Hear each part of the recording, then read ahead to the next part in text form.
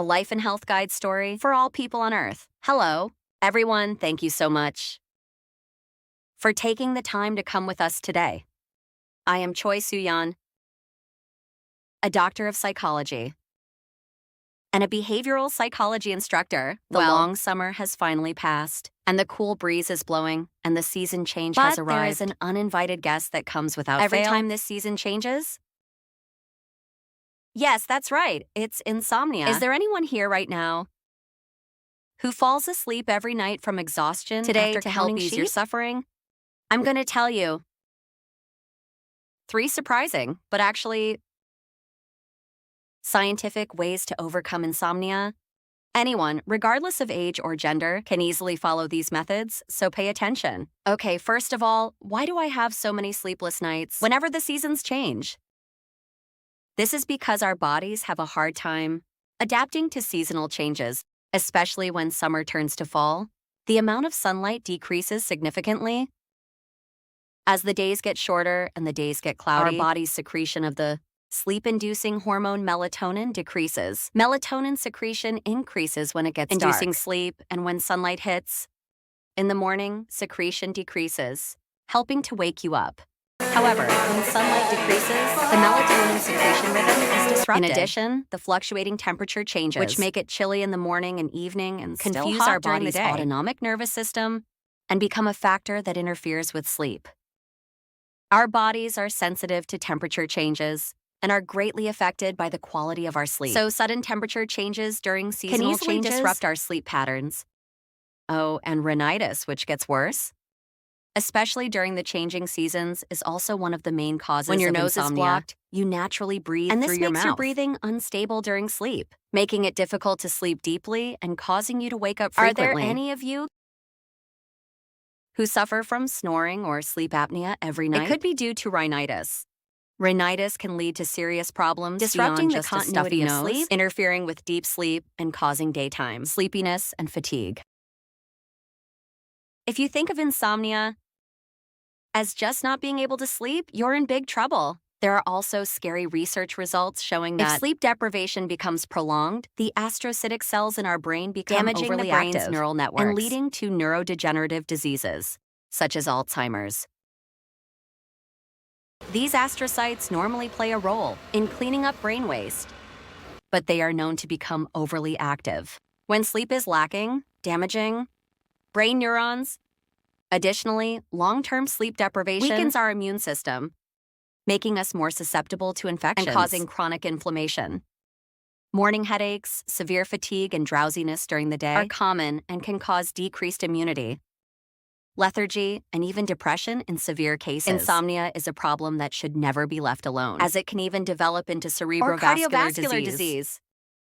Insomnia is a serious health problem that goes beyond just being tired and has a negative impact on overall health. Okay, so are you excited for the 3 surprising methods I'm about to tell you about? Here's the first way.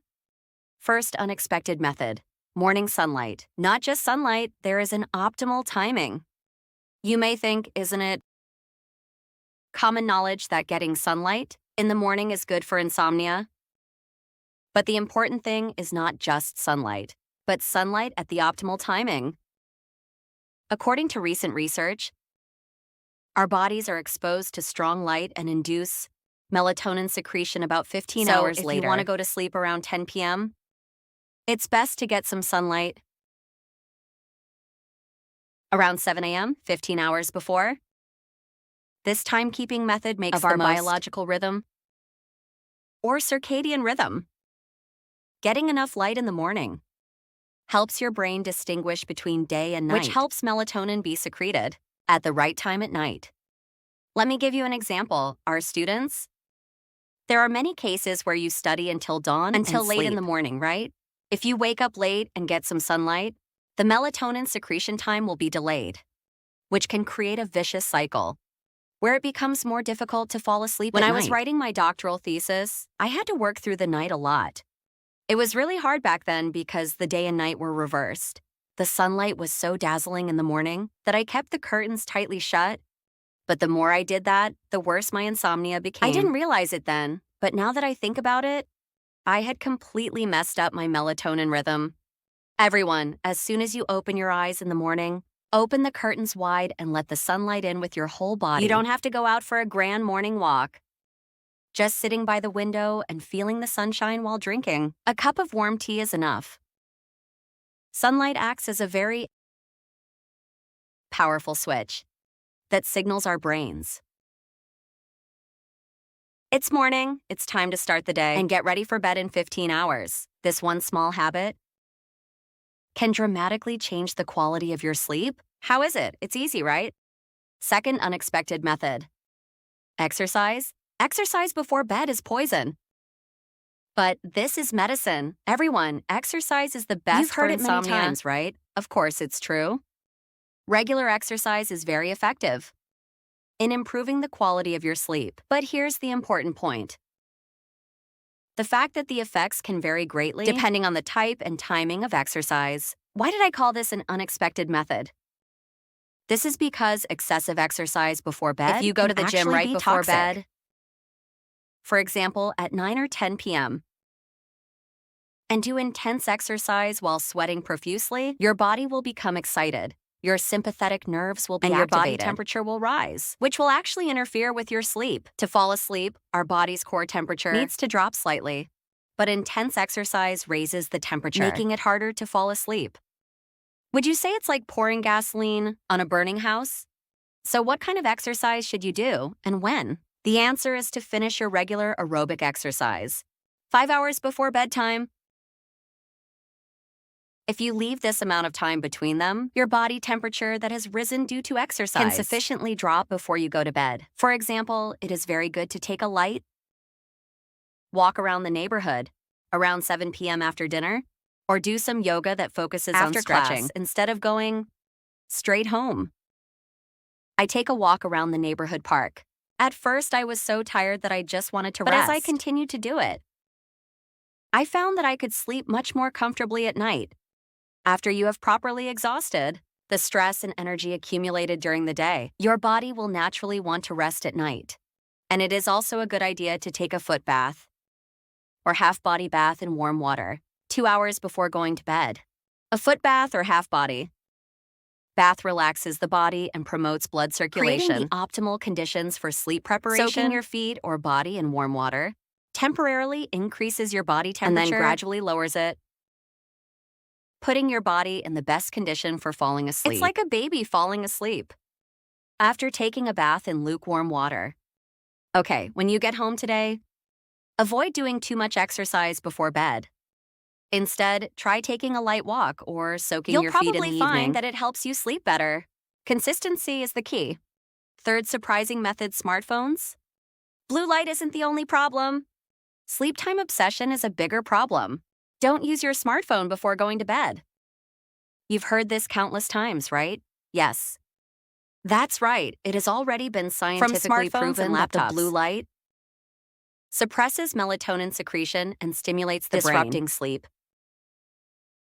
Blue light has a short wavelength, which directly causes eye fatigue and interferes with melatonin secretion by making the brain perceive night as day. So, it is recommended to minimize smartphone use in the evening. And if you must use it, use a blue light blocking filter or night mode. But the real unexpected problem I want to highlight here is sleep obsession. Some people with insomnia look at the clock and say, it's already 12 o'clock.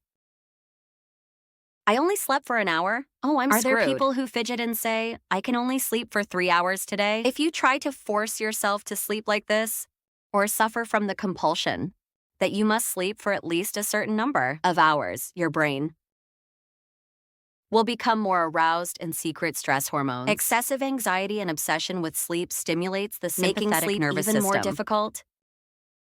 It's like the day before an exam. When you think, I absolutely have to sleep, the more you can't sleep. When our brain is stressed, it prepares for the fight or flight response. And in this state, it is difficult to transition into a restful sleep state. A man in his 40s whom I counseled said that he would lie down in bed every night at 11 p.m.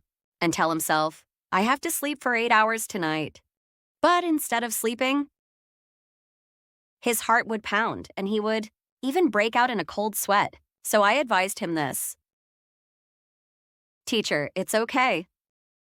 If you can't sleep from today, just lie down comfortably in bed and rest. If you're sleepy, go to sleep then, and never look at the clock. At first, he was skeptical. But he followed my advice, and to his surprise, within a few days, he was able to fall asleep much more easily. Why is that? When you are free from the compulsion to go to sleep, your brain becomes relaxed, naturally leading to sleep. This is one of the behavioral therapy techniques called paradoxical intervention, which says that it is more effective to not force yourself to sleep. It's okay if you can't sleep. Just lying down, relaxing, and breathing comfortably will give your body enough rest. Go to bed when you are sleepy. And get rid of the habit of checking the time by looking at the clock. The moment you think, oh, it's okay. If I can't sleep, I'll just rest. Sleep might come to you instead. Sometimes the best solutions are in the most unexpected places. If these methods do not work, it is important to seek professional help, such as a sleep study. Polysomnography helps to identify the exact cause of sleep disorders. By measuring various biosignals that occur during sleep, it is necessary to accurately identify the cause of insomnia and find the right treatment for you, such as drug therapy, psychotherapy, behavioral therapy, light therapy, or breathing therapy. In particular, for those who have trouble sleeping due to rhinitis, it is important to visit an otolaryngologist and receive treatment for rhinitis. Diagnosis and treatment by a specialist is the surest way to regain your healthy sleep. Everyone, what did you think of these 3 unexpected methods I told you about today? Aiming for the optimal timing of morning sunlight, finishing exercise 5 hours before bedtime, and even abandoning sleep compulsion along with smartphones. These 3 methods are all very scientific approaches to restoring the natural sleep rhythm of our bodies and brains. Don't let seasonal insomnia bother you anymore. I sincerely hope that you will start practicing today and have a refreshing morning and an energetic day. Thank you so much for listening for so long. If you think today's lecture helped you maintain a healthy sleep, please subscribe, like, and leave many comments. A guide to healthy living for all people on Earth. See you again next time. Thank you. Hello.